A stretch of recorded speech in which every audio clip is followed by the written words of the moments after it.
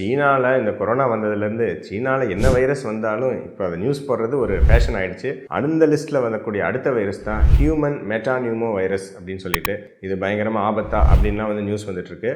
அது என்ன உண்மை அப்படிங்கிறது பார்த்துருவாங்க. கொரோனா வைரஸ் மாதிரி இந்த COVID-19 மாதிரி இது புது வைரஸ் கிடையாது. நார்மலாக நமக்கு சளி காய்ச்சல் வைரஸ்ன்னு சொல்கிறோம் இல்லைங்களா, அடினோ வைரஸ், அப்புறம் ரைனோ வைரஸ், அப்புறம் இன்ஃப்ளூயன்ஸா வைரஸ், அதுதான் ஃப்ளூ. அதை முன்னாடி பன்றி காய்ச்சல்னு வச்சுருந்தாங்க, இப்போ அது சாதாரண ஃப்ளூ காய்ச்சல் அப்படின்னு நம்ம சொல்கிறோம். இந்த மெட்டானியூமோ வைரஸும் அதே மாதிரி தாங்க. இது சளி காய்ச்சல் ஏற்படுத்தக்கூடிய ஒரு வைரஸ் தான். இது பொதுவாக பார்த்திங்கன்னா குழந்தைகளையும் வயதானவர்களையும் நோய் எதிர்ப்பு சக்தி குறைபாடு உள்ளவங்களையும் கொஞ்சம் அதிகம் பாதிக்கும். பெரியவங்களுக்கும் வரும், குழந்தைங்களுக்கு அது ஒரு படி மேலே போய் வீசிங்கு, மூச்சு திணறல் அந்த மாதிரி வரும். அப்புறம் இன்னும் ஒரு படி மேலே போய் ஆக்சிஜன் தேவைப்படுறது, இந்த மாதிரி பிரச்சனைகள் வரலாம். சாதா சளி இன்ஃபெக்ஷனாக வந்துட்டு ஒரு பாக்டீரியா நிமோனியா ஏற்படுத்துறதுக்கான ஒரு அடித்தளத்தை நம்ம உடம்புல நுரையீரலில் ஏற்படுத்திடுதுங்க இந்த வைரஸ். இதுக்கு தனி ட்ரீட்மெண்ட் ஏதாவது இருக்கா அப்படின்னா கிடையாது.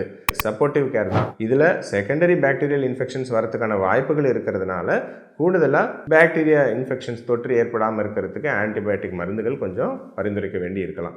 இது ஒரு சாதாரண வைரஸ் தான். இந்தியாவில் இதுவரை நுழையாத, இல்லை இது இருக்குது நுழைய முடியாது அப்படிங்கிற மாதிரியான வைரஸ்லாம் இல்லைங்க, சரிங்களா. ஆல்ரெடி நம்ம ஊரில் சுற்றிட்டு இருக்கிற வைரஸ் தான். அதனால் பயப்பட வேணாம். ஜஸ்ட்டு சளி காய்ச்சல் அதிகமாக இருக்குது அப்படின்னா ஜஸ்ட்டு மருத்துவர்கிட்ட ஒரு முறை போய் காமிச்சிக்குங்க. ஸோ தட் எதுவும் செகண்டரி நிமோனியாஸ் அந்த மாதிரி எதுவும் வராமல் இருக்கும். அதுக்காக நம்ம தற்காப்பு நடவடிக்கைகள் எடுத்துக்க முடியும்.